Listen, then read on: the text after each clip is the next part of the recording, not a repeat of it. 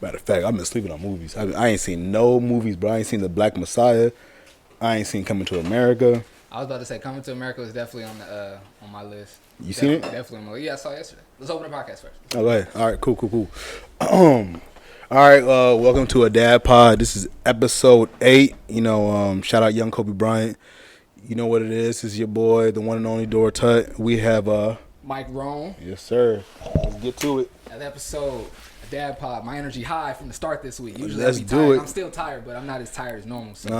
Let's get it. We here. We ready to rock out. All right, let's start off with what you've been up to for the past couple weeks, man. We ain't seen each other in about 14 days or so, something like that. Yeah, something like that. Sorry, keep adjusting this microphone or the levels on the mic down there. Nah, you straight. I'll go first. All right. So last week we didn't have a podcast because I was sick. I ended up going to Little Rock, Arkansas to go watch my little bro play his last senior night game. It was great, but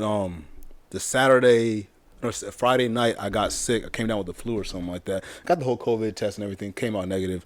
But I couldn't really enjoy my weekend out there in Little Rock and in Tennessee because I was sick most of the time. So I was out there for Friday, Saturday, and I left Sunday, and I was sick ever since Friday night. That sucks. Yeah, I couldn't do nothing, bro. I fell asleep on the car right there. I was rolling around in bed. Even at the game, I was like, yo, I can't really focus on this thing. I couldn't. Really? I was like sneezing, coughing, all that stuff to the point where I didn't want to go to the game, but it's my little bro last game. Right. You know what I'm saying? The South is a little bit more lenient when it comes to all that COVID stuff, so they didn't really care too much. They let me in the game, let me rock. I didn't say a single word. I was trying to sit there quiet.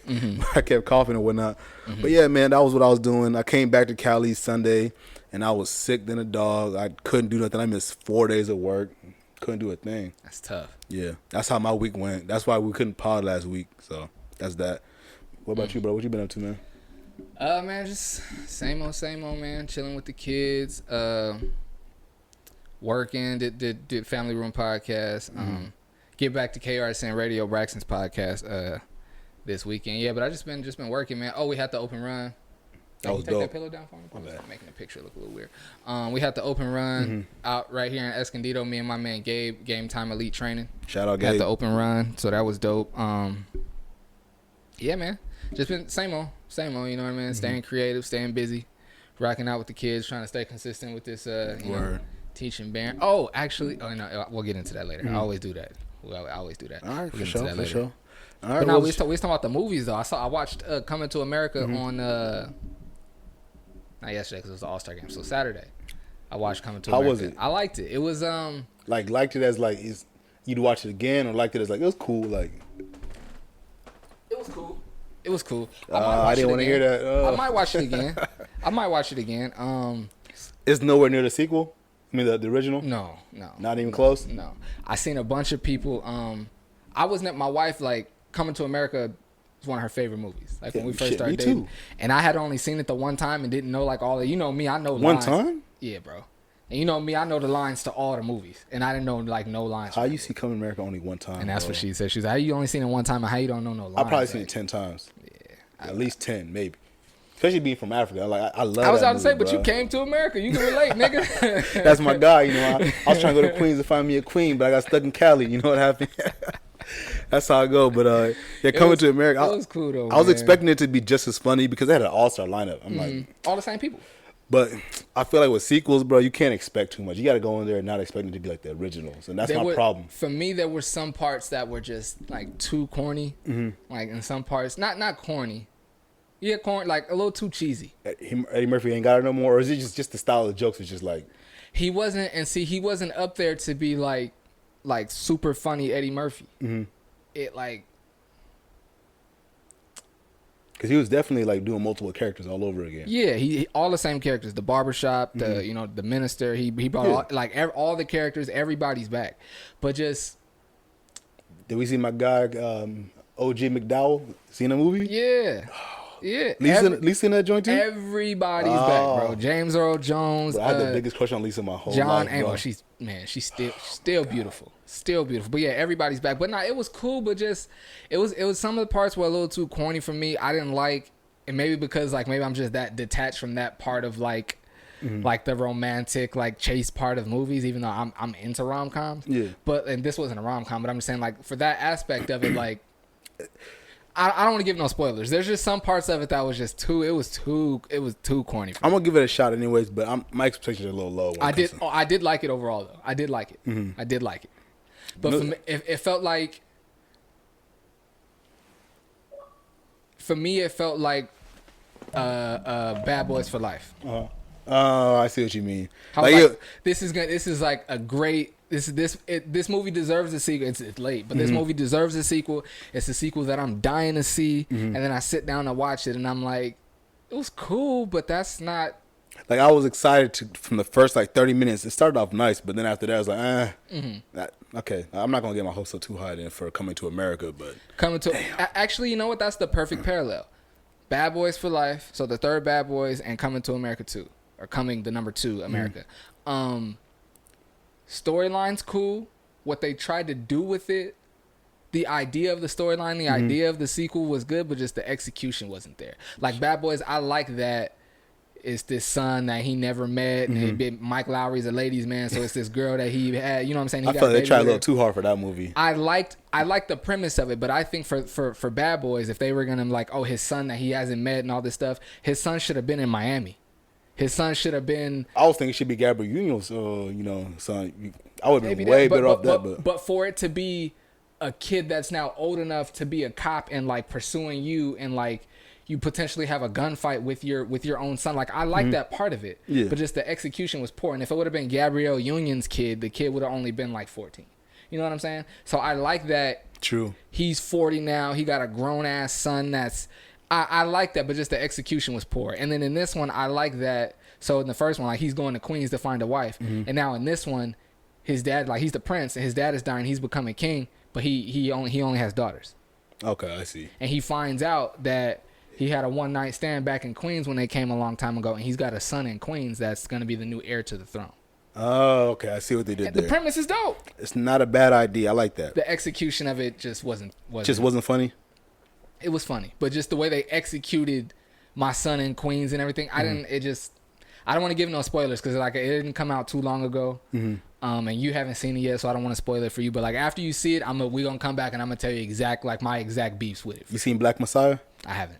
I ain't seen it either, bro. And I feel like it out, though. They damn near gonna take my black card since I ain't watch it in February or nothing like that. I'm I didn't even think about played that. myself. Yeah, I'm like, damn. Yeah. And it's a Black History Month type movie, But shit, we can get back in these topics, man. It's enough of the movies and whatnot. What you want to tackle first, man? We can talk about the All-Star game if you want to. Let's do that. That just happened yesterday. Yeah, let's talk about the All-Star game. 2021 NBA All-Star game. What's your takeaway from that, man? You enjoyed it? You liked it? You loved it? I enjoyed the game. I liked it. I liked it. I love that my favorite player hit the game winner. Showed everybody what Dame time is all. I like that everybody didn't know. But what I appreciate, casuals didn't know. What I appreciate, that's a fact. What I appreciated even more about him hitting the shot was that he hit it right after Steph missed it. You be hating on Steph? No, but just I like Steph has been. Dang, I'm just not realizing I didn't do nothing to my beard. Steph is he's been the NBA godson for 5-6 years now, and Dame is just now really starting to get what he deserves. People have been like, Dame is good, Dame can ball, Dame is clutch, but he hasn't fully gotten the respect he deserves up until recently. His past 2 years, they've been talking about him in the MVP voting, which he should have been for a long time because he's been keeping Portland afloat for a while. I mean, shout out CJ McCollum and all, but that team ain't where it's supposed to be without Dame. Not at all. Go ahead, my bad. As a casual fan, I feel like they don't understand the greatness of Dame. I read a headline today, it was really threw me off. I was like, SportsCenter said, oh yeah, Steph Curry, Giannis, shine as Team LeBron wins it all. I'm like, bruh, y'all ain't even want to put Lillard in. Didn't he drop 30 and hit the game winner and hit 2 half-court shots? Y'all ain't going to mention him at all? LeBron played 8 minutes. I'm petty enough to go back to the bubble to when Dame is hitting all these half-court shots. And I think it was Reggie Miller or somebody said, I think he has that shot better than Steph. The deep ball, I think so. And then I agree. But do you remember when they said it? And Steph tweeted the show and was like, all right, y'all wilding now. And so my mind goes back to that. Dame got that deep ball better than Steph. And then Steph misses it, and then Dame makes it. But the thing about yesterday is I feel like both their deep ball was hidden. It wasn't Dame got a slight edge because he hit the shot that mattered the most. But they was both hidden from absurd ranges, to the point where I'm like, why anybody even play defense against these dudes? Dame's a better shooter, but I don't think so. I'm sorry. Yeah, Steph is a better shooter, but from out there, I'm taking Dame. Yeah, I think Steph is more liable to catch fire from that range quicker than Dame. Yeah. Like he might go 10 for 14. Dame will go 8 for 14, but his shots are like fourth quarter daggers. Like, I'm gonna come off the screen. He did like two days in a row against the Kings. You seen that the other day? I was like, I thought in my head, I thought it was just like a replay of the same shot. But then I looked into it. I was like, bro, this is two different games. Why? So I'm then just let doing me double, ask you bro. this though. Yeah. We think Dame has the better deep ball. Who you want to take the last shot between them two? Who do you want to take the last shot? Dame. Steph Curry or Dame? Dame. Okay. He's proven it for me. Okay. Like, I personally believe, this is my personal opinion, that Steph is a better basketball player. But I think Dame, when it comes to like game winners, and there's like 8 seconds on the clock, there's nobody else in the league right now that I would take over Dame. No. Not a single person. No. And that's no knock to Steph, because Steph is clutch too. But it's not the buzzer beaters. It's not the wow shots. It's not a lot of that stuff. It's like, I'm hitting these in 3 minutes to go in the fourth quarter or whatever. But Dame is hitting these buzzer beaters consistently since he's been in the league. Speaking about the All-Star game, how you feel about LeBron not playing that much, by the way? Because I was gonna say, like, he played like the first quarter. I told my bro he wasn't gonna play like that. It's consistent. And see, when he's like, I have no energy and no interest. You know what I'm saying? I thought that was him trying to stay consistent with with everything he does, like his message, like there's bigger things going on, like it's big issues. It's not something we need to do, and I'm on board. Which is because originally he wasn't gonna play the game. Exactly. I like it. I like that he was like, I don't have no energy for this, and then showed up and didn't have the energy for it. I liked it. Bro was an absolute professional. I got so much respect for that. Because if I was going to talk that trash and say, yo, this game is not worth it, I might not come at all. I might just fake an injury. Like, he could have faked an injury and no one's going to say a word about that situation. And I personally believe LeBron probably the best professional athlete we've ever seen when it comes to doing the right things, or, keeping your part of the contract up to par. You know what I'm saying? But shout out to Brown with that. He won the game and whatnot. But he definitely had that weird question at the end of the All-Star weekend with the whole COVID thing. You heard that? About the vaccines? Nah, I didn't hear about it. I didn't hear about it. What happened? So I'm not too sure if it was before or after the All-Star game, but some reporter asked him, like, yo, LeBron, do you plan on taking the COVID vaccine? And he brought up a good point. It's like, you know what, I'm thinking about it, but this is more of a personal matter between me and my family. And I feel like more players should probably do that, where they keep it personal. I'm not sure how you feel about it, but I think if you're going to take it, go ahead and take it, but don't use your platform to try to sway people a certain way. And I mean, even if you are pro or against it, whatever it may be, I think that's more of a personal decision, especially with how quickly it came, and and just the side effects or whatever it comes with it. I think the fact that LeBron said what he said, once again, I'm saying he's the absolute professional. Like, the brug can't say anything wrong. Like, it's just, I have no problem with what LeBron said about how you feel about it. No, I liked it. Yeah. I don't think it's a good idea. Like, when you have that big of a platform, you have to be conscious of it. And it's not something like where this is like, it's like the George Floyd thing, where it's like, if you think that was okay, then we know what to think about you. And if you know that was wrong, then we know how to feel. It's an obvious stance with that type of situation. It's not something with just an obvious stance. You know what I'm saying? So, and I appreciate when not just athletes, but when like celebrities do that, when they don't say like, I'm not taking no vaccine. You know what I'm saying? And while I stand on, just because I say something is true for me doesn't mean it has to be false for you, or you have to be disrespected by my truth. That's something that you do have to be conscious of. Because LeBron could easily get up there and be like, you all can do what you want, but me and my family, we're not taking the vaccine. Yeah, and that would he knows that that's going to cause millions of people to also not take the vaccine. So he didn't answer. He said, "This is." I like how he did that. Yeah, that was extremely that's dope. That's dope. Like I said, LeBron, the best professional of all time. I don't want to say he the GOAT, because Kobe my favorite player of all time. But golly, man, every single year he just keeps pushing me to say he the GOAT. But I ain't brought myself to say it just yet. You know what I'm saying? Speaking about the All-Star game, you seen 2 Chainz and Lil Baby play ball? I seen the highlights. I didn't watch it. I seen the highlights. Bro, that was bad. No offense to Lil Baby. I like his music. Matter of fact, I love his music. But he can't hoop at all. Maybe he was, doing some adult, activities before the game started and kind of, ruined his mindset. But at the end of the day, what I seen from him, he might be one of the worst basketball hoopers I've seen in a while. Terrible. I've never seen nobody that bad. This nigga was airballing. Quavo blocked his jump shot. And the thing, it looked like I know. It looked like he know how to play a little bit. Like, it looked like he can dribble a little. He can play at a park. There you go. That's about it. There you go. But when there's 4 hoopers on the court, 3 hoopers on the court, it's a wrap for him. You see Chris Brown? See what Chris Brown said? What do you say?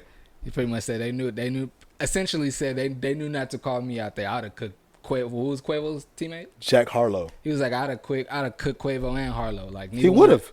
Oh yeah. He's the best like non-athlete hooper. You know, I used to think it was 2 Chainz because I seen his college highlights, but I'm like, you know what, bro? Chris Brown would cook him, bro.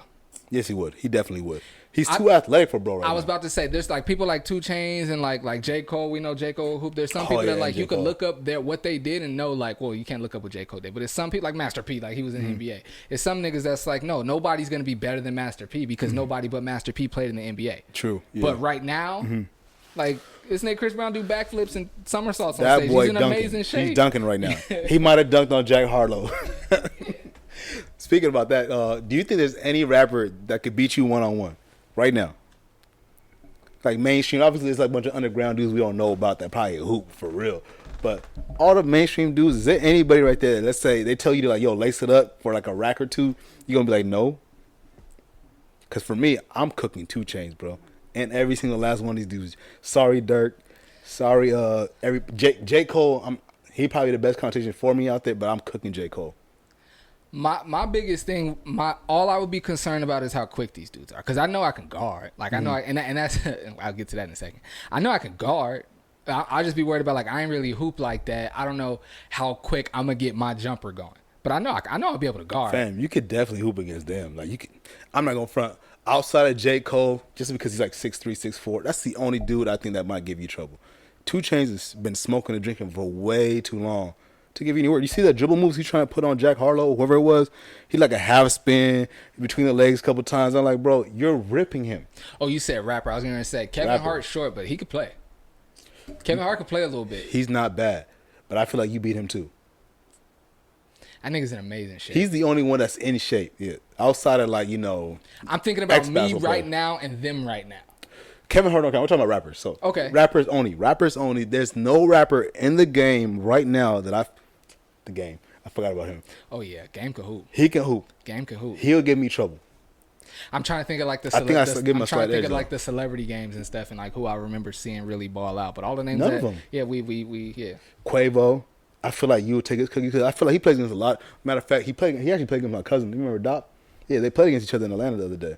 I saw that. Yeah, Quavo could hoop, but I feel like, you know what, if it's one-on-one and you going against Quavo, you're not going to let him just do between the legs, hezzy. Especially knowing all the cameras and stuff is in there. Ain't no way. That's how I feel about 2 Chainz. I seen 2 Chainz the other day. I was like, bro, you're not going to hit no half spin between the legs and shoot a bank 18-footer on me. That's not happening. Like, there's no way you're going to make that shot.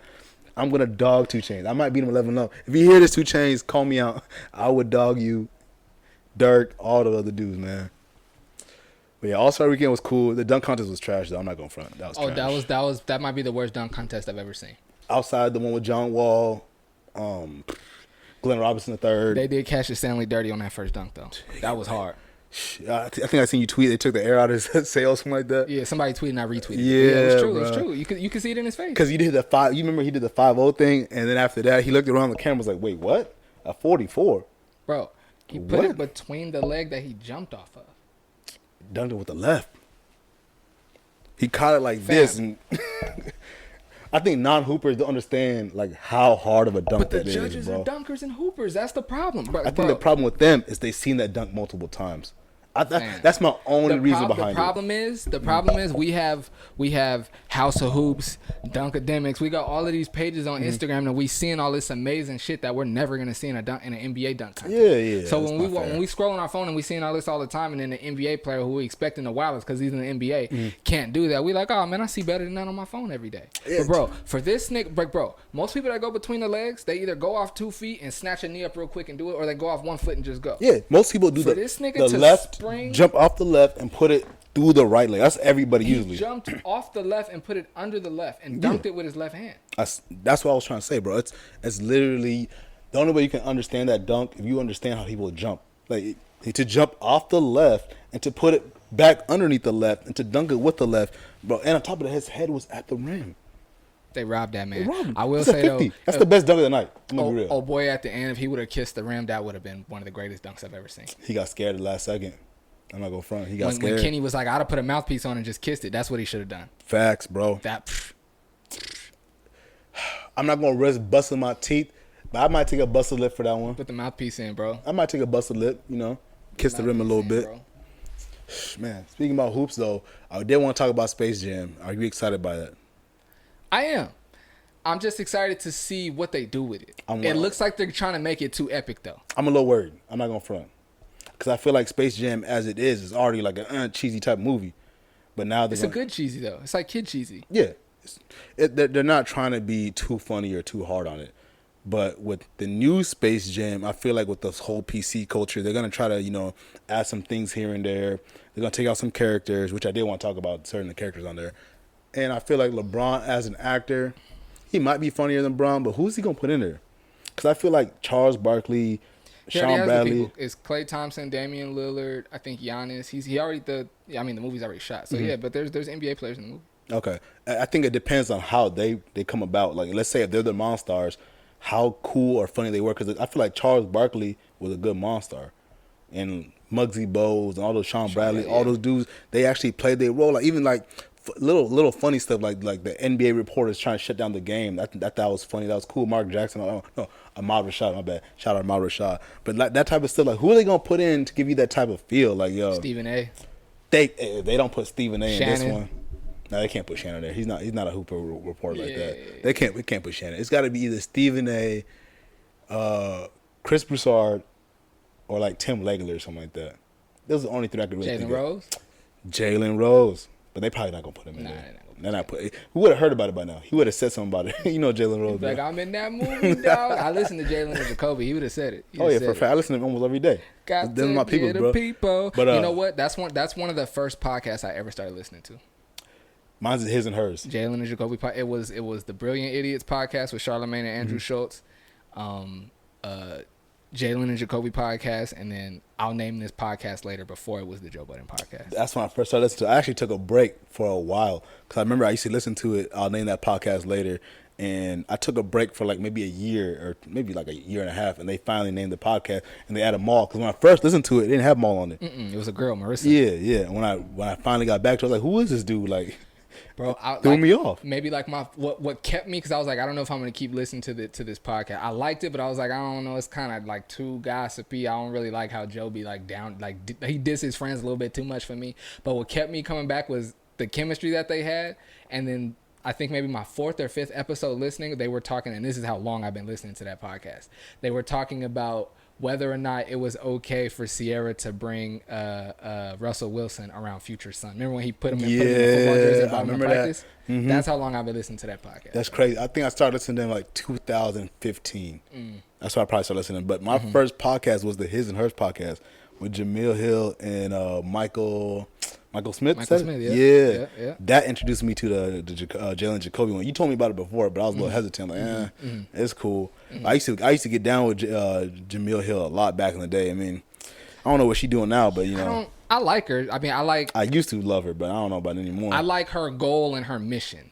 I don't like it seems like she tries to make everything racial now, and she tries too hard to look for the racial joke on social media so much. Like it's like you're forcing it. Yeah. At first it was like you do sports, and then when you see like call sports out what is you your see, job, yeah. And then when you see stuff, you call it out. But don't be fishing and just reaching for stuff. What threw me off was the Nate Robinson Jake Paul one. You hear what she said about that? No, what she said? Fam, she literally asked Jake Paul in the middle of the interview, is it racist to knock out a black man during Black History Month or whatever month it was? I was like, and that's what? And that's her trying too hard to be funny. Yeah, that wasn't funny to me. Like, that's to be real, that threw me off. Like, yo, I got white friends, bro. Obviously, we can't make everything about race, but when you're that big of a celebrity, bro, you can't keep race baiting. All you do is adding fuel to the fire. I'm like, bro, come on. If it's like something legitimate, like what she did for the George Floyd thing, that little piece she wrote, I mess with that. She did her thing with that. She did her thing with a lot of the women problems and a lot of women issues, but when it comes to like just like the jokes here and there, I can understand why ESPN was like, yo, we can't keep doing this. You're causing more problems that you are bringing in fans. You know what I'm saying? But yeah. Speaking of celebrities and their issues, I don't keep up with them, but I thought this story was interesting. Prince Harry and Meghan Markle. I say your name. Yeah. Okay. I haven't watched the interview, although I want to. And see, this is something like I've been feeling like I should say this on like both the podcasts that I do. Cause like, nigga, you watch that? Any type of an interview I want to watch because I do interviews and I want to get better at it. I love watching Oprah. Like somebody will like, I love how she'll just like let her dramatic pause, like a dramatic, like just no sound. Fam. She just lets it happen. She does the best lookaways. Like she'll be like, you said something, she'll be like, look at the camera, look away for a second, give you that dramatic, like pause time. I'm like, whoa. Even the clip, I should pull it up and play it for you because I thought we'd go get back into like the topic. But yeah, even when she was talking and Megan said what she like, Megan was like, yeah, and there was even talk about like how dark my son's skin would be. Oprah like, this is exactly what happened. Talk about how dark his skin would be. What? Bro, those pauses, bro. I think that's like for an interviewer to do that because like for me, suspense is real. Knowing on TV and radio, they don't like dead air, bro. They action, talking, sound. Like if for her to just let it happen and like you the whole time you just be like, say something. Like the look on her face is just like, I love it, bro. So any interview, not any. Most interviews I'm gonna watch. Like I don't really watch Vlad no more, but most interviews I'm gonna watch. But I wanted to talk about it because Megan said, and I haven't watched it all, but what I gathered from it, it seemed like she was saying the reason why they left the royal family and decided to do their own thing was they were told that Prince Harry and Meghan Markle were told that their baby wasn't going to be given security, wasn't going to be given a title, like a royal title, and there were concerns about how dark his skin might be. So that's why they was like, oh, no, we up out of here. Are you surprised? No. Neither am I. And that was another thing I wanted to talk about. See, and I was talking to Keisha about, like, because I'm scrolling my phone and I see it. She's working. I know she'd be interested. So I told her. And she was like, oh, really? And not surprised by it at all. And she was like, maybe because she's so fair-skinned and so light-skinned, she was surprised by it. But she was like, I feel like if she were darker-skinned, and my wife's not the person to be like light-skinned versus dark-skinned. She's not with the color and stuff like that. Not at all. Yeah. But she was just like, I feel like if she was a dark-skinned girl, like she would have known that was coming. Like that. Like when I told her, she was like, that doesn't surprise me. My personal opinion, I'm going to be really real, I feel like if she was a little bit darker, they never would have got married. That's my personal opinion. You don't think Harry would have wanted her? Is that what you're saying? I don't think he wants that problem. That's a different problem. And for me, I don't want to get into the colorism thing, but I think the light-skinnedness of her really helped her getting into with Harry. I feel like the places she's got into, how she met him, it's all because of her fair skin. I feel like if she was like a melanated woman like your girl, my girl, there's no way. There's no way. Interesting. So is Prince Harry wrong for not wanting that problem? No. I actually think that I actually respect him for what he did.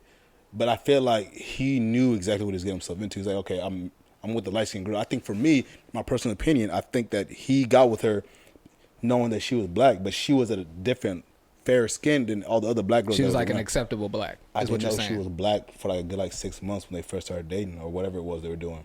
I had no idea. Her name is Meghan Markle. I mean, I thought she was white. Maybe she got a tan or whatever it may be, but I didn't know she was white. And I feel like he thought that would help his situation, that they might accept her a little bit more. And it backfired on him. That's my personal belief. I think that he's like, yo, if she was a little bit darker, there's no way I could get away with this. But since that I can play that, oh, she's only like 50% and she's a light 50%. You know what I'm saying? We done seen some 50% that look, just like you. You would never know. So I think that actually played a role. Because I hate getting into the colorism thing. It's really irritating. But at the same time, that is extremely important, but I think for me is why he got with her in the first place. It's obviously she's a wonderful woman. He married her for the reason why he married her. But at the same time, I think if she was slightly a little bit darker, it would have been a wrap. The family wouldn't even give it a chance. Before the marriage, before the engagement, I think they would be like, nah, we're not doing this. That's my personal belief. Interesting. Yeah. It makes me think about, and I always say the only other relationship I was in. And at first I didn't even count it. I was like, no, Keisha's the only girl I've ever been with. Not like on some, like, I don't have no exes and on my body count. Not like that. Just I didn't count it as a relationship because it was like some high school, like, puppy love type stuff. But that relationship also taught me what I did want and what I didn't want and what I was going to do and what I wasn't going to do moving forward for the rest of my life. So I have to count it as a relationship. It's a tangent. But the girl, I dated wasn't black. She was she was Cuban. I know, old girl, Swedish and Persian. Just for the listeners, Yeah. Cuban, Swedish, and Persian. And her dad did not like black people. And she looked Arabic at all. You're right. She looked Middle Eastern. She was Arabic. She was Middle Eastern. She was Middle Eastern. She was Okay. from her people were from Iran. Yeah, okay, I remember now. That was what it was. I remember now. Yeah. That was what it was. And her mom was more on some like, that wouldn't really be my choice, but as long as like it's some puppy love stuff, if my daughter's happy, this nigga's respectful, like I don't care. But her dad was like no. And my mom, and it was like puppy love, but it was serious. Like my mom would hear me on the phone like, yeah, I love you, like knew how much time we were spending and all of this stuff, right? Yeah. And my mom would be telling me like, I'm not saying like y'all shouldn't be together, but like that's something you should think about and consider. Like if you gonna like be with this girl, and like the cultural differences and everything that come about it. Don't like you. Like that's something. Ooh, that's rough. Especially that young of age that you was at, bro. Sheesh. So what was her dad saying to make you like not want to be around? Like he was just saying like, no, I don't want him around. Never to me. It was never to me. He was saying it to her like, yo, don't date this dude. Never to me. She would just tell me the things that he would say, and when he would see me, he wouldn't smile, but he wouldn't say, get away from my daughter, or what are you doing with my daughter? He at least respected her enough to be like, that's your boyfriend, you care about him. I'm not going to make a big fuss like right here. Okay, they're more Americanized than the usual Iranian family. Because I met some of them that don't get down with that at all. Yeah, you're right. But yeah, he didn't like it at all. And it made like this whole thing with Megan, it made me think about like, because I don't know if her mom or who, like what parent is black, but it made me. It's her mom, yeah. Well, I seen a picture of her mom. I don't know about her dad. I'm not too sure. Her dad got to be white then. Whichever one it is, I would assume that somebody would make her privy to that possibly happening. But I feel like if it's her mom, and her mom is like more of a melanated black woman, I feel like it just made me think about like if her mom had that conversation with her or not. Like, I mean, I know he likes you, but he's from the royal family over there. Like, I think they definitely had to have that conversation. Because you're not dating any regular person. You're dating the royal family. And we all know how the British used to get down. Well, to the day, they probably still get down like that. But I think any person with common sense to tell their daughter or son, like, yo, the family that you're going to is known for exploiting people that look like me and you. Do you really think that they're going to, accept you with open arms? And that's what I would tell my son or daughter, like, yo, you got to tread carefully, tread softly, because I don't think they like you to begin with. They probably definitely don't want to see my black ass around, you know what I'm saying? So I tell them straight up, like, yo, be careful. Love who you love, but at the same time, be extremely realistic. I mean, if you don't want to talk about it on the podcast, just say, but do you feel a way about who your sons potentially might choose to like date down the line, or like do you want them to only like date African or date black, or like how do you feel about that? It's a touchy subject because I have a lot of people in my family, in my life, that have dated interracial couples and whatnot. So personally for me, you know how I feel about it. I want to keep my genes going. Like, I don't want to sound racist or anything like that. I'm not coming about that way. I love everybody and I respect everybody. But at the same time, I want to keep this dark skin thing going. And that's my personal opinion. If my son decides to be like, yo, dad, I got this, whoever race it is, and they not from where we from, I'm like, you know what, cool. That's amazing, son. Are you happy? And if he's happy, I'm going to have to just live with it. You know what I'm saying? Like, as a dad that wants the generation and the culture to keep going, like my dark skin, my language, even simple stuff like the hair. Like, I want to keep all that going. And it's not to offend nobody else. It's my personal preference. Like, I'm not going to be mad. I'm not going to be sad about it. But I'd be like, damn, son. All right, cool. I guess that's who we marrying. You know what I'm saying? I'm going to support him. What about you? I hope my kids marry black women. The whole time you were like, and me thinking about how I was going to answer the question, I was like, I got to be careful, but it's how I feel. Because it's a touchy subject, because we both have people in our lives that are married interracial. 100%. And I show love to all of them. Bro, I have a sister-in-law, I have cousins, aunts, whole bunch of people in my family that are not black. I'm in the same boat. I don't judge. I do not, let me make this painfully clear. I do not judge my friends, family, and loved ones that are black that choose to date outside their race. I do not judge. But for me and my preference, my wife was always going to be black. There was no two ways about it. My wife was always going to be black, and I 100% hope my sons marry black women. For me, I always wanted my wife to be black because a lot of obviously my dad, my Uncle Clarence, who I've spoken about on the podcast before, but outside of them, a lot of the most influential and more prominent people in my life were black women. Whether it was my mom or my aunties or my first grade teacher, Miss Grayson, who like really like out my dad, but about like Miss Grayson was the one who like really taught me in first grade about like respect for women and most importantly black women. Yeah. And not because she saw me doing something and like put me in check. She was an older black woman that had black kids in her class. Yeah. And put them on it. And then in second grade, I had Miss Fulcher, who coming off Miss Grayson about like treating women right and treating black women right and having pride in being black. Then I go to second grade and I have Miss Fulcher, who teaches me about like Maya Angelou and Langston Hughes and all these black poets and puts me on the poetry and black poetry.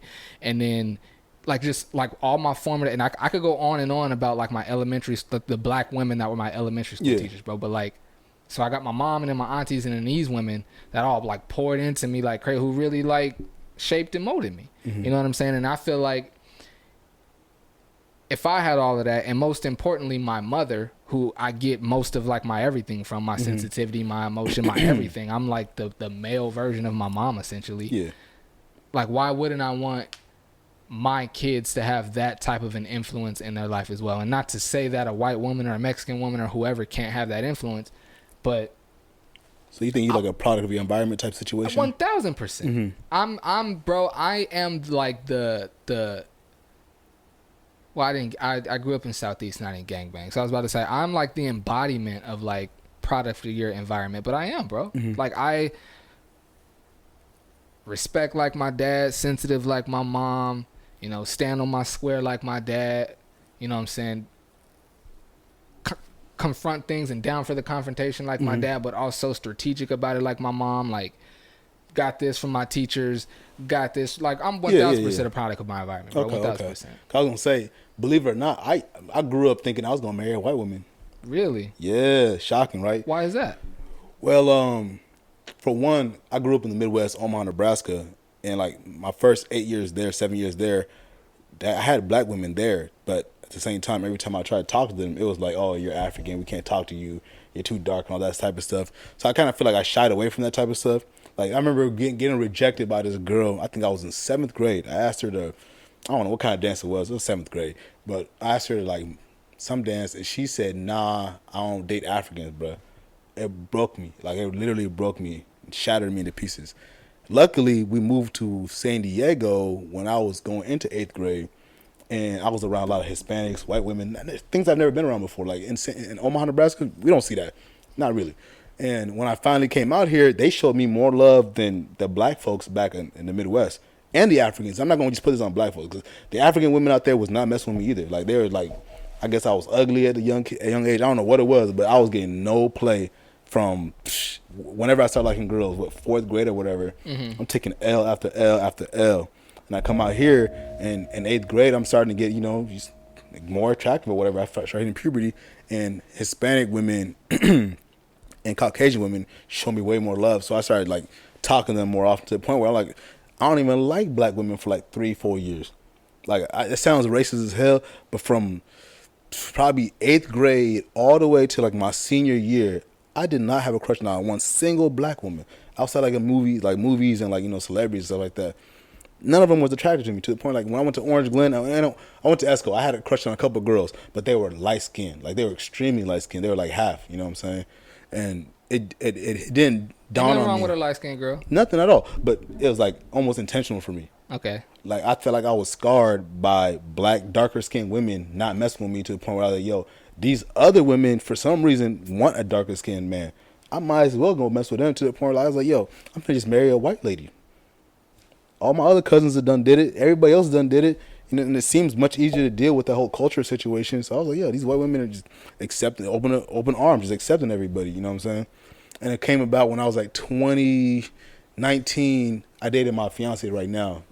And we Who is dated African. Yeah, who was African. We from the same tribe and everything. That's Families dope. know each other. That's dope. And she's the one that opened my eyes to African women and dark skinned women again, to a point where I broke up with her, and after I broke up with her when I was like 19, whenever it was, I exclusively wanted just like dark skinned women.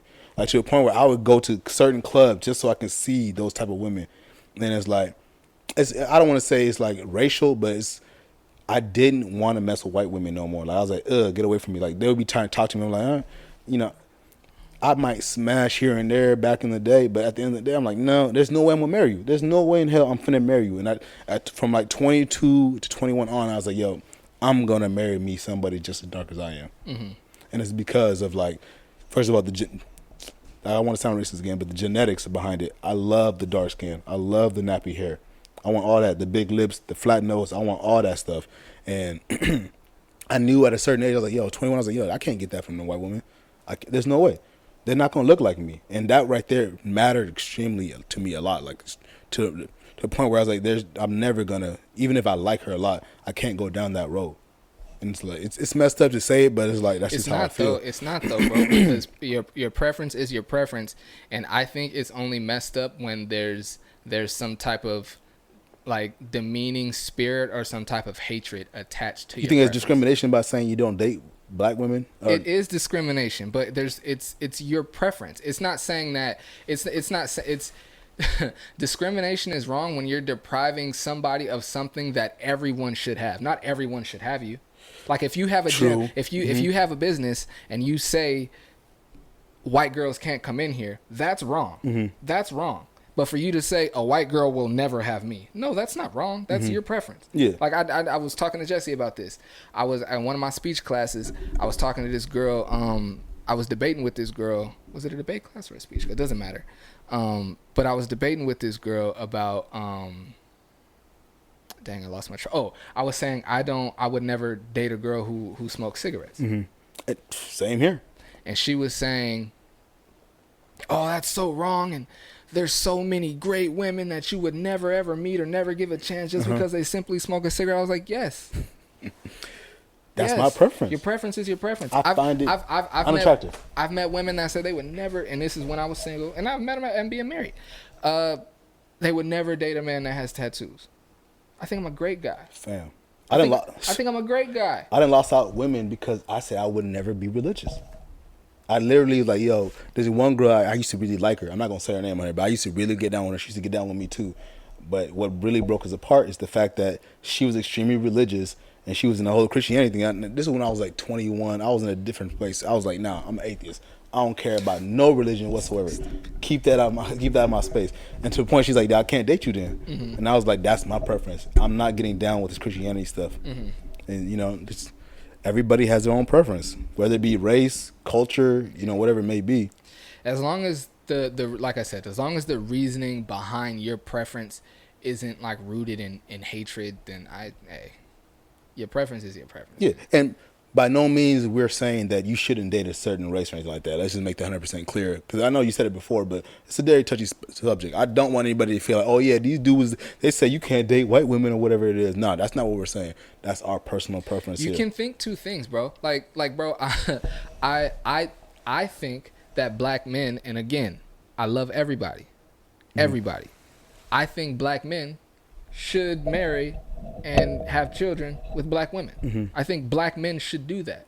But if you don't, I'm not gonna judge you or think any less of you. Yeah, if you're my man, I'm gonna love your significant other anyways, regardless. 1,000%. It don't matter. Like, 1,000%. Yeah, I have cousins that are married outside the race, and you know how my culture is. They're very particular with that, to the point where like they don't really get down with certain people that marry outside the race and outside the culture, even outside the tribe. It's like, yo, I'm not trying to get down with all that stuff. Marry who you want to marry. At the end of the day, I just like what I do and what I like. You know what I'm saying? Mm-hmm.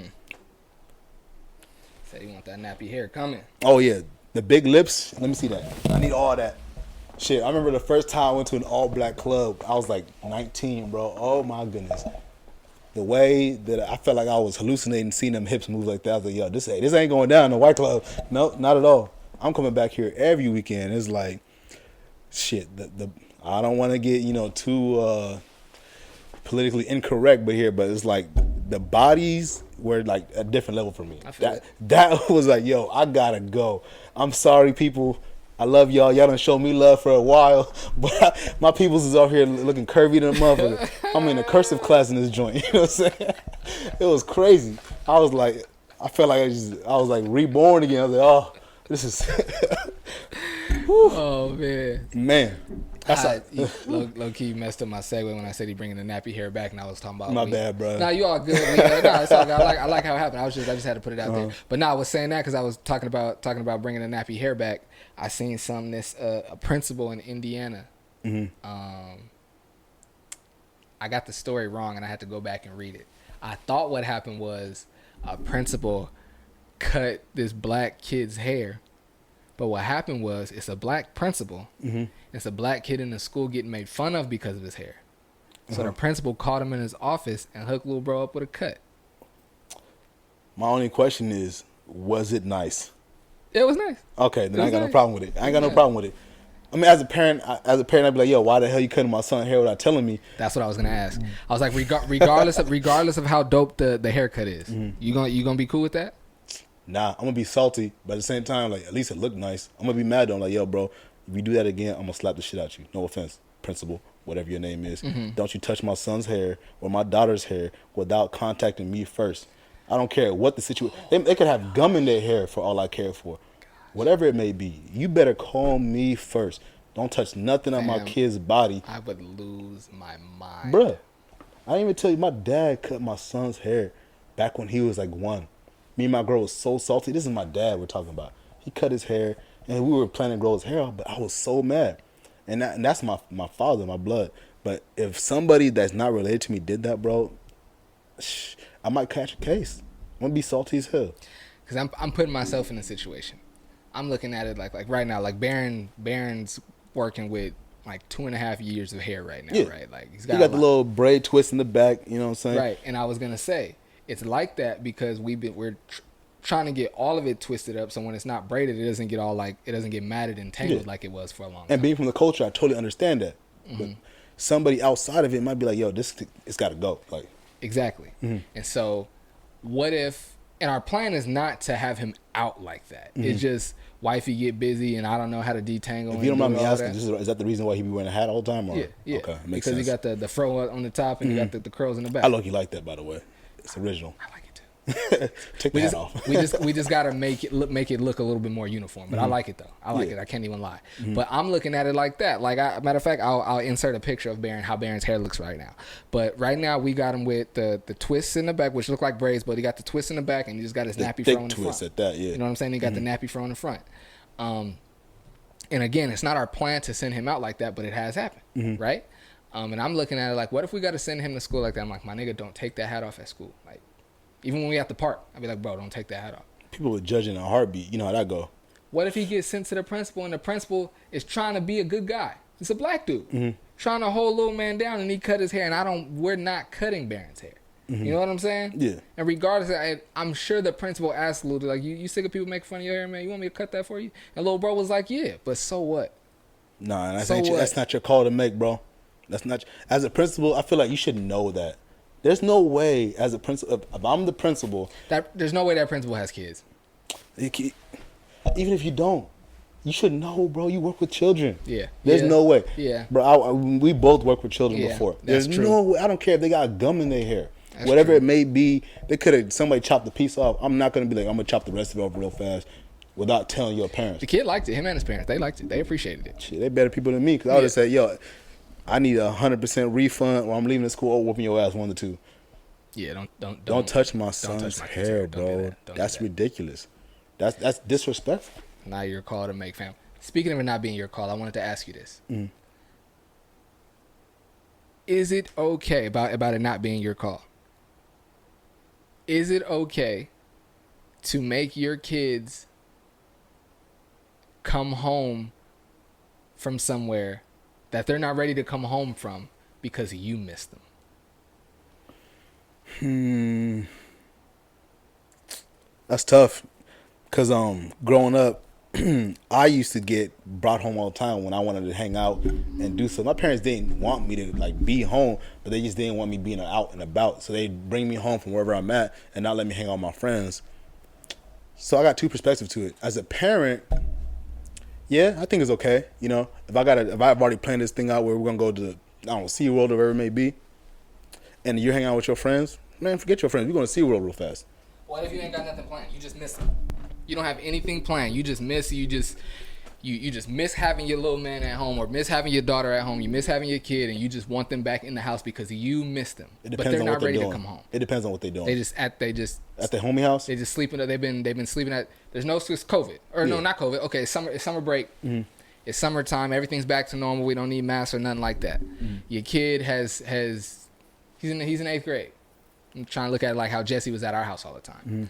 Your kid's in 8th grade. He been sleeping at his homie's, and he told you like, "Hey, Pop, I finna go sleep at Barron's house for the week." Mm-hmm. And he been over there. He been over there with me and Barron for 4 days. But you miss him, and he told you he's not coming back until Saturday. And you miss him, and you like, "I'm finna go get my nigga, bring him home." That's not cool. And you get there to pick him up. He like, "Whoa, fam." It's not cool. I just did that to Barron the other day, bro. On accident. I think that he's younger, it's okay. But when it gets to a certain age, bro, you can't do that. You can't. If he's like 8, 9, 10, 11, nah, you can't do that. Because when they're younger, like 4, 5, 3, they're going to forget in a day or two. And I feel like when they get that older age, because I remember when I was that age, my parents wouldn't let me go do certain stuff. Like, man, y'all whack. You got me here doing nothing with you. I was just telling my mom that. My dad was the king of that. We'd be outside. I never forget, bro. We had a basketball tournament. We get back home. It was like one of them things where you got to wake up at the butt crack of dawn on a Saturday and be after school. We get back home. We get back home by like 3. We get back to the school like 2:30. We back home by like 3. Everybody about to go to the mall, finna kick it. It's a Saturday. Mm-hmm. Like, "Hey, Pop, can me and Steph go to the mall, kick it with the homies?" He like, "Nah, y'all been out the house all day. Stay home." Like, we have to stay home because we've been out of the house all day. You never been 2 places in the same day?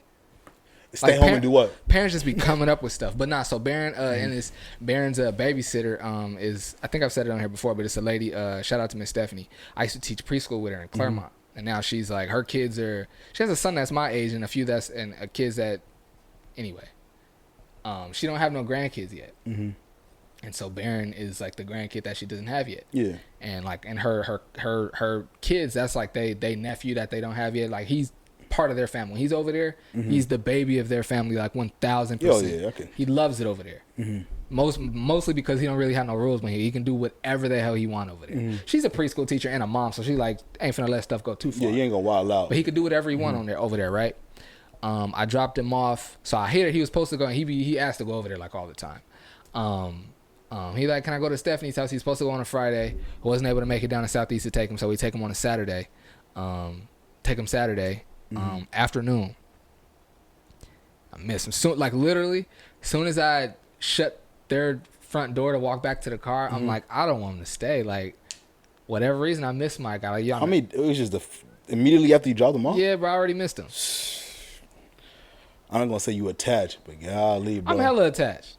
I don't even sleep right and it says you should be saying that about your girl. Like, I don't sleep with my wife. I don't sleep right when Barron's not there, bro. Bro, I'm not going to front. I'm the exact opposite. Like, let's say me and my girl go get a telly for like 2 days. My girl calling home within like 4 hours. I'm like, man, put that phone away.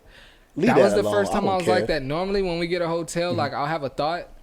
Like one of us will have a thought, be like, I miss the kids. And I'll be like, yeah, I miss them too. And that's the end of it. And then we just enjoy our weekend. Yeah. But this time, bro, and this time because I wasn't doing nothing. Mm-hmm. Like, I didn't need a sitter. I didn't need for him to go. Yeah. He had been asking to go all week. Mm-hmm. And I thought, and he picked up a backpack and just started stuffing clothes in there. Oh, man. And didn't say what he was doing. He's getting to that level, huh? Just started stuffing clothes in a bag. And me and wifey like, what you doing? Like, you packing a bag? Where are you going? So I'm going to Stephanie's house. And I'm thinking it's funny, not thinking she's going to be free to watch him. I just text him like, hey, yo, I say your grandson because it's the grandson. I was like, your grandson just packing a bag. I'm like, yo, where are you going? She's like, I'm going to Stephanie's. And she's like, oh, when can my boy come back? Like, she loves this nigga to death. Mm-hmm. When can my boy come back? Couldn't make it Friday, so we take him Saturday. Like, I didn't need a sitter. He just wants to go and she wants to see him. Yeah. I'm walking out the door. I'm like, I don't even want this nigga to stay, man. But I'm like, I drove all the way from Escondido to Southeast. Mm-hmm. I'm not going to be like, nah, bro, get in the car, come back home. Oh, man. Yeah, so, like, I'm going to let him rock out, right? He been sick. But I'm thinking all he wanted and needed was a day. And I'm like, and the All-Star game was at 5 and I wanted to watch that. So I'm like, I need to get up and go and get him before the All-Star game because I want to see the whole thing. So I get down there to get him at, like, by the time I get down there, it's like 4:15, 4:30, and I text her on the way, like, I'm on the way to get Baron. She's like, why? Oh, she said why while you're driving down there? Yeah, and at this, I'm already like passing what the big movie theater right there, Mira Mesa. Yes, I'm already Edward Cinema. Right, I'm already passing that when she was like, "Why?" And I was like, "I should just turn around and go home." Bro, like, you should have turned around, man. That's still a decent amount of where you can, come back. But I was like, but I missed him. Like, I missed him, bro. And it's if you mad quiet still, him was just run in the room and just stomp and start barking. It's be like, bro, shut up. What are you doing? I missed him. I missed him. So I went and got him, bro. So I get him. As soon as I put him in the car, bro. Soon as Stephanie and all the whole family say bye to him, this nigga put his face in his hands and start crying. Do you think he missed you? No, he didn't miss me yet. He wanted to stay in there with Stephanie. Bro, as soon as he started crying, I would have took him back inside the crib. And even Stephanie was like, Mike, you can't do him like that. And I was like, I didn't know he needed more than a day. Fam. But I'm like, I already drove out here. I'm not going to drive all the way back home. And then, you know what I'm saying? Does Stephanie want to watch more kids? Huh? Does she want to watch more kids? Because she could have my son for 2 days. She might. I was about to say, she's not like, I mean, she was a preschool teacher, so she likes kids, but she's not one of those people that's like, oh my God, I just love babies. I just love kids. Like she don't be asking for Max. Like, that's too much work for me. Yeah. Like that's a baby. Yeah, Give me different. Baron where he can take himself to the bathroom. I can put his food on the plate. He can feed himself, and me and him can have fun. But don't bring me no baby. So she's not like that lady that just wants all the babies, wants all the kids. She just loves Baron to death. I'm finna say, if she taking kids in like that, yo, you can go ahead and throw me my number. You know what I'm saying? I'd let her have her 48 hours. I was like, if it was up to me, 72. But my girl like, nah, I miss him. I'd be like, nah, that's cool. He be all right. And she hates when I say that. Like, yeah, he be all right. That's my go-to line every time we leave somewhere. All the time. That's my favorite line. We'd be at the park. He's like, you gonna let him jump off that? But he's a boy. He'll be all right. He be all right. You know what I'm saying? Nothing to scratch. Yeah, man.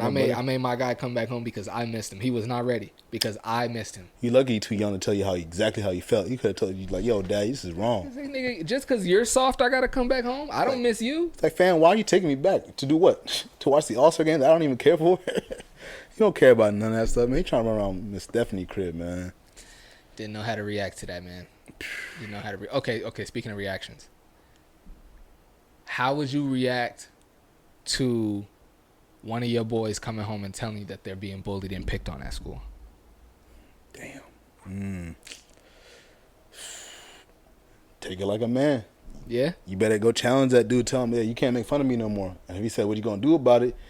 You either punch him in the face or you get punched in the face. And I'm 100% okay. I'm not gonna, promote violence. But when it comes to, bullies like that, I feel like my whole thing when I was growing up, because I got bullied too, but one thing that I learned about bullies, oh, my bad. One thing I learned about bullies growing up is if you allow them to make an example of you that first time, they're never going to stop. Ever. And I was just telling my little brother about this the other day. I was like, yo, he's in high school. I was like, yo, man, the thing about bullies, if you the first person like, nah, I'm not going to have this in front of everybody, they're going to be a little bit more hesitant to mess with you. Especially if you make a big deal out of it. Like, nah, I'm not going to let you smack my food out my hand or whatever it may be. And that's what happened with me. I had a bully when I was in 4th grade who was messing with my little brother, my little sister and everything. And I fought him. He was a really big kid. Like, he was like 5'9", maybe like 145 pounds, 150 pounds. That's a big 4th grader. He was huge. That's my size right now, 5'9", 145. Yeah, I fought this kid outside the bus. And it's crazy. The bus driver was watching the whole time. She didn't even say nothing. Wow. We was fighting in the snow. He was dragging me around, punching me, and I'm punching him back, knocking me on the ground, kicking me and all that stuff. And I just kept getting up. It was like a movie scene. All the kids were around like, stop, come on, leave him alone. And I get at like, just stay down. I was like, nah, I can't let him keep bullying me or he's going to keep doing it. And after that fight, me and him became cool. He's like, you know what? You're the first person to stand up to me. I like that. After that day, I was like, yo, I can't allow dudes to just bully me. Like, it's one thing to crack jokes on me every once in a while, but it's another thing to like completely just go out your way to make sure you embarrass me every single time. And I told my little brother, and I'm going to tell my sons the same thing. If you feel like somebody's bullying you, that means they're trying to make an example out of you. You got to reverse those roles. Yep. You make an example out of him, not in a bad way, but my example is like, yo, you're not going to bully me in front of all these people, and everybody's going to see that I'm going to stand up to you. And after that, if he keeps fighting you, bro, we're going to take boxing classes, but you gonna keep fighting him at the end of the day. Whatever, if I got to go to the school and talk to the principal, I'll do that. But at the end of the day, you're not going to come back and be like, yo, this guy keeps making fun of me. I'm like, yo, what'd you do about it? I can't be there. Oh, making fun, that's But bullying, you talking about physical bullying? Yeah, like he every time you turn this corner, he right here making it hard for you. Every time you go to the drinking fountain, he right here making it hard for you. You walk past, he's slapping the back, like touching you. Like people saying stuff to you, you better learn how to snap. You gotta fight him. Yeah, exactly. That's my only 2 words. Exactly. You better fight him. My parents used to tell me that too. Like, yo, if somebody's making fun of you or hurting you or anything like that, if you don't fight them, that's on you. You're the one that's allowing this to happen. Like, I don't want to make it simple, but it takes 2 to dance. Yeah, like, if you're allowing it to keep happening, it's gonna keep happening. Mm-hmm. You better take a stand, take that ass whooping. Or shit, we might win the fight. You never know, and change that bully's life for the better or for the worse. Mm-hmm. But at least he's gonna leave you alone. Mm-hmm. That's what I'm gonna teach my sons. And I'm gonna put them in self-defense classes too. That's gonna help a little bit. But at the end of the day, there's no way I can allow my kids to get bullied. I think that's teaching the wrong life lesson right there. Mm-hmm. I don't know. What about you? No, I think I agree with pretty much everything you said. And I thought of it because I seen this story of a kid getting bullied. And I don't know how they were able to get together, but he was getting bullied. I'll answer the question in a second. Mm-hmm. But this kid was getting bullied at school. And he, his mom told him, tell his coaches, tell his teachers, tell everybody. Mm-hmm. He was just told, oh, boys will be boys type of thing, which is somewhat true. But yeah, as an adult, because I've said that to people, like, oh, they just messing with you. Like, it ain't that big a deal. But what I do is I still get up and go check it out. Mm-hmm. You know what I'm saying? Yep. Because I don't want to make it a big deal. I don't want to make something a big deal that's not a big deal. I'll make it a big deal once I see it's a big deal. Mm-hmm. You know what I'm saying? But yeah, so they're picking on the kid. Coaches, teachers, boys will be boys. He gets invited to a sleepover. Mm-hmm. Black kid getting picked on and bullied by all white kids. Mm-hmm. I've been there, by the way, too. Gets invited. That sucks. Gets invited to a sleepover where he was only invited so they could all gang up on him at the sleepover. And there's like video footage of like they made this little nigga drink pee. Yeah. And his mom is up there at the press conference at the podium, all the microphones talking about this is going to stop now and all this and that. And and like I said, I've been trying to, like, we could talk about everything, but on the podcast, we want to talk about like fatherhood and like parenting type stuff. But it made me want to talk about like how I would deal with bullying. Cause I mean, I've always been small. And so I got picked on for a quick second in first grade. Told my dad like this dude, but I wasn't necessarily scared. Mm-hmm. I just didn't really know how to fight yet, and I knew you'd get in trouble for fighting. Mm-hmm. And then, you know what I'm saying, it just got my dad, first of all, took me in the backyard and taught me how to fight, but then like told me like a bully doesn't want to fight, he just wants to pick on you. Mm-hmm. So once you show him that you're not going to be the one to get picked on, then you'll be all right. He's like, so next time he come getting in your face, if he push you, push him as hard as you can into the wall, hope he hit his head, and if y'all got to fight, y'all got to fight. And then after that, I promise you, he won't pick on you no more. And that's exactly what happened, bro. I'm walking by, I'm in first grade, dude slapped me in the head, like, and I knew it was coming because he always did it. Slapped me in the head, and I slapped his hand at like right after it hit my head, slapped his hand, and then slapped him, and got my ass whooped, and he never picked on me again. Mm-hmm. Sometimes you gotta take that L, man. Turns into a W. But what you just said was disgusting, bro. They made him drink piss. Yeah, they made him drink pee. I'm sorry, bro, but as a parent, I'm going in there trying to swing on them so other parents for that. Yeah, go get your dad. I'm telling. Where's that kid? Him right here. Where's your dad? What's your name? Timmy. Where's your dad? Oh, we're gonna make a big deal out of this for real. Like, I don't promote violence, but your kids making other kids drink pee. First of all, I don't know if I'm gonna just say I'm fighting Timmy's dad. I'm definitely approaching Timmy's dad with some aggression though. Do you know what your son is out here doing? Do you know about this? Oh, I'm gonna say some stuff to make him want to fight me. I'm like, what's wrong with your son, bro? You raised this bullshit. What if you have no idea though? I'm about to learn the hard way. Because I'm looking at somebody like, with all the Jesse's, Max's godfather, one of my best friends. But Jesse's never necessarily he was never a bully. But Jesse would go like, that's bullying. Mm-hmm. Nothing physical, but Jesse would go over the line with making fun of people in middle school. Mm-hmm. Like for me, like we would all joke on anybody, whether we knew you or not. We'd joke on anybody. But me and Steph, for the most part, if the line is right here, yeah, y'all teeter that line. We would go like a step past it. Mm-hmm. And once we saw like you were either about to cry or you're about to tell or you couldn't take it anymore, we'd back off. Jesse had no back off. Mm-hmm. You know what I'm saying? And I know his mom didn't raise him that way. You know what I'm saying? Yeah. So I'm looking at it like you approach his mom or his dad like, what's up? And she's like, we're wonderful, great people in our house. I don't know where he got that from. You know what I'm saying? I feel like but I you would have to do definitely that. approach that parent with some energy. I feel like to change that kid's mindset, you have to go to the parents that way because they're like, "Oh, I didn't know my son was doing this." Like, well, shit, now you know. Like, and it took me to be the one to curse you out to make sure you know that your son's wilding out like that. That's how I see it. Like, if I'm not the one wilding out, when is your parents ever? When is that parent ever gonna step in? When are they ever gonna be like, "Oh, I didn't know my son was doing that"? They're gonna keep doing that for the next 4 to 5 years. By the time he's in high school, he's stuck in his ways. Nah, like I can't do that. Speaking of bullying and fighting, are you gonna teach your sons having 2 boys like I do? Are you gonna teach your sons that are they gonna let each other have fair fights, or they rat packing everything, they jump in everything? I'm gonna say it starts off as a fair fight, but if anybody steps in that circle while your brother fighting, you in there. Simple as that. And if he's getting his ass whooped, you stop it. Right. If he's getting his ass whooped, you stop it. But Right. I feel like everybody deserves to get their ass whooped once or a few times in their life. I feel like every grown man by the time he's 18 should have, not 18, by the time he's 21 should have his heart broken and be punched square in the face. Every grown man should have both I of think those it's things bigger happen. than punch square. I think you need to get beat up. Yeah.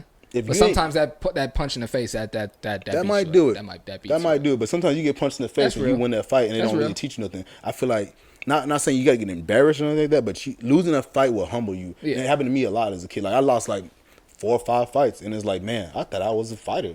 Come here, get knocked on my ass on this block. You know what I'm saying? And it helped me be like, yo, I'm not gonna go out here and try to bully everybody. Not because I was afraid to fight people anymore, but like, yo, I know what's gonna come with it. If I say what I'm gonna say, we're gonna start fighting. And who knows what's gonna happen then? You know what I'm saying? I don't want to keep fighting people over and over again. I think when you finally get beat up, you're like, man, do I really want to risk this again or fight somebody over and over again? Because let's say you fight people your whole life and you don't lose fights, anything like that. You're never gonna be like, this is nothing. You're gonna always say this is nothing. Like I feel like you're gonna be like, okay, I'm gonna fight anybody I want to fight. I'm gonna wild out. Like there's a person we know from like middle school who wilds out. I'm not gonna say his name, but he played ball with my little bro. You know what I'm saying? And I feel like he never lost a fight like that to the point where now he feel like he's a big, bad, tough dude, and he disrespects everybody. Whether you're grown, young, old, doesn't matter. Male, female, he's gonna say wild stuff to you because he never got beat up. He's kind of a weenie though too, because he knows who he can't do that with though. True. So, but to your point though, I feel you.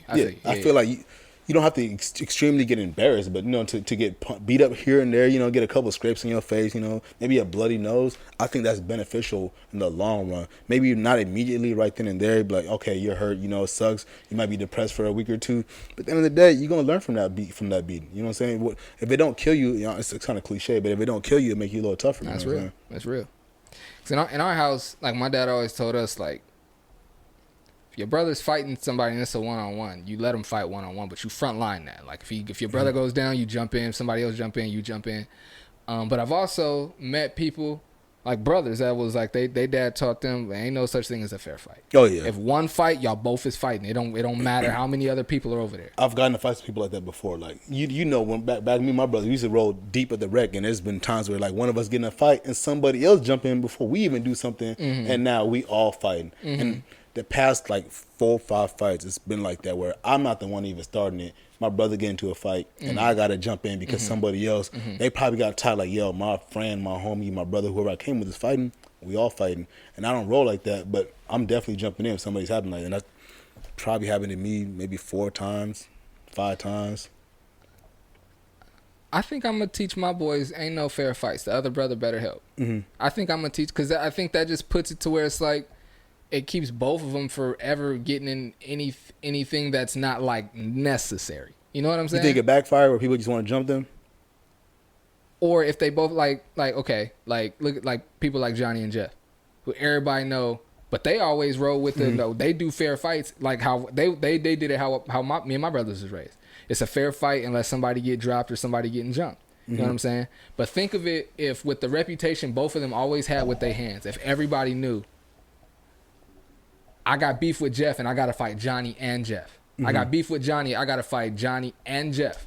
You think that brings more problems by any chance? Like, I think it brings less. Let's say they're like, yo, I got beef with Johnny and Jeff. That means I got to bring so, and so, 4 or 5 of them to deal with this nonsense. You know what I'm saying? Maybe. I don't know. You rather risk it like, yo, send a message, make the statement like, yo, you fighting one of us, you fighting all of them. You're going to have to fight 2 people every time. I could definitely dig that.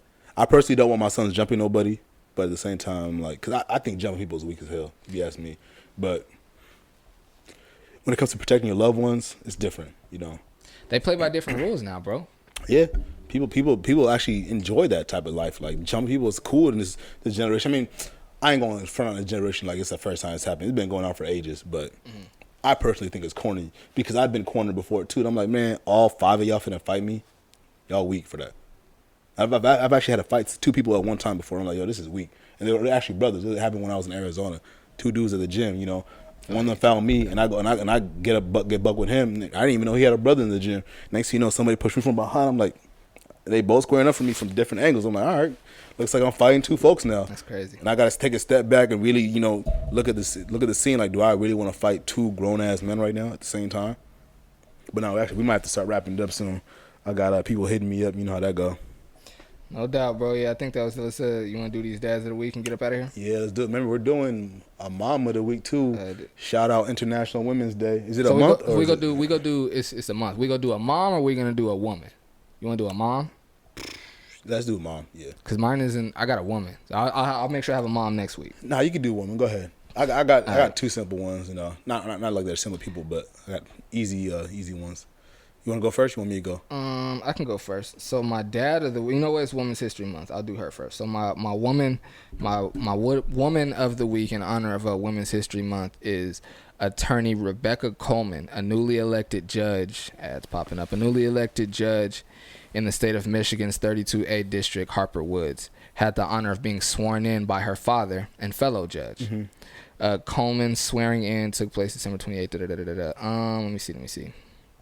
She says, I was able to share this very special moment with my father as he swore me in as the judge of the 32A district. Let me see. I'm trying to find her dad's name. This is all about her, so don't show much about the dad. But what she said, we need more community engagement to bridge the gap between the community and the judiciary, which is dope.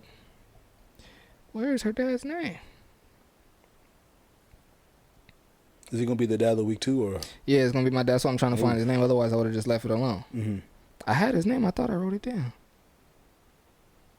What if you use like Wikipedia? Her name is not gonna show up, like her parents and stuff. Yeah, shit. But anyway, Rebecca Coleman's father is. Let me find his name. But Rebecca Coleman's father is dad of the week. I just think it's dope that he's a judge and he was so dope at his job and so dope as a dad that his daughter wanted to do exactly what he did. And then did it, and that he got to swear her in like that. That I saw that. That's like, that's like when you look at like a guy like LeBron who's like, "Nah, I'm trying to stay in the league till my son get here." That's like, that's something like hooping is like some. That's like genetic. Like you gave him them quick twitch muscles. He tall like you. You know what I'm saying? That's different. But like being a judge is like, I don't know, man. I just thought that was dope. So that's I gave him dad of the week, and then Rebecca Coleman. Rare. Rebecca Coleman it's probably not a lot of those. I've never heard of that before. And then Rebecca Coleman is a woman of the week in honor of a woman history. Shout out to both of them, man, for everything they done.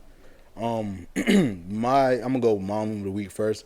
Matter of fact, I'm not too sure if she's a mom or not. But I'm gonna do it anyways. I'm gonna go with Maya Moore. Okay. Yeah, Maya Moore. If you don't know who she is, she's a WNBA player. Amazing, one of the best, female players of all time. But the reason why I'm picking her is because everything she's done as a social activist, warrior.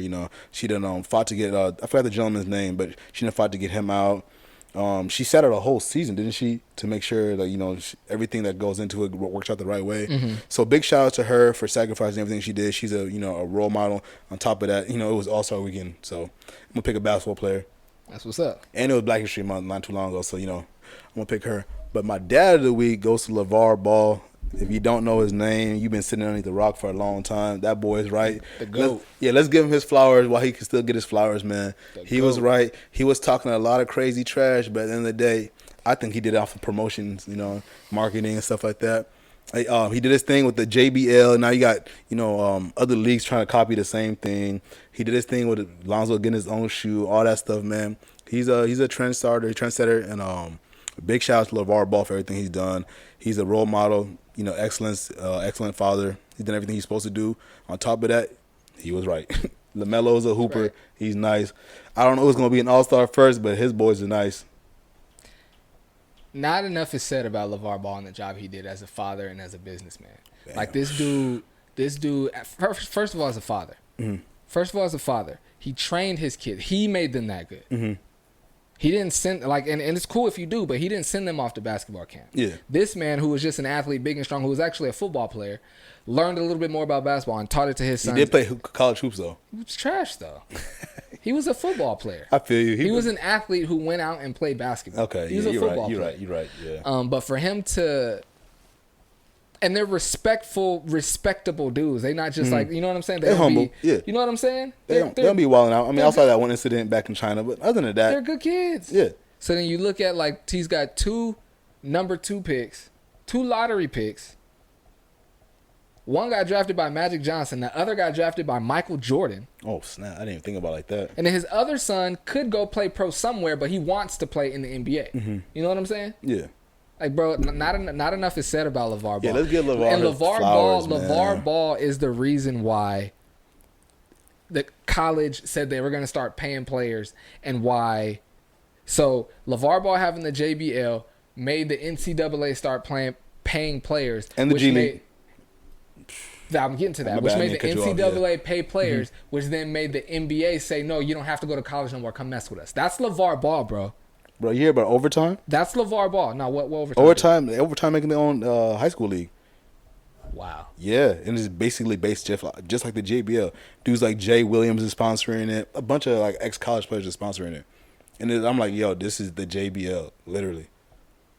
So shout out LeVar Ball, man. He doing his thing. People they copying his blueprint. I'm a damn near copy his blueprint too. You know what I'm saying? I got 2 boys. I might go for a third. Wow. I wish. It's a wrap for me. Oh, I think man. It's a wrap for us too, man. That was a good episode. Oh yeah, man. A dad pod was episode 7 or 8. Numero ocho. You know, shout out Kobe Bryant. The Ocho dad pod episode 8. All right, man. Up out. Thanks for rocking with us, man. Yes, We'll be sir. back next week.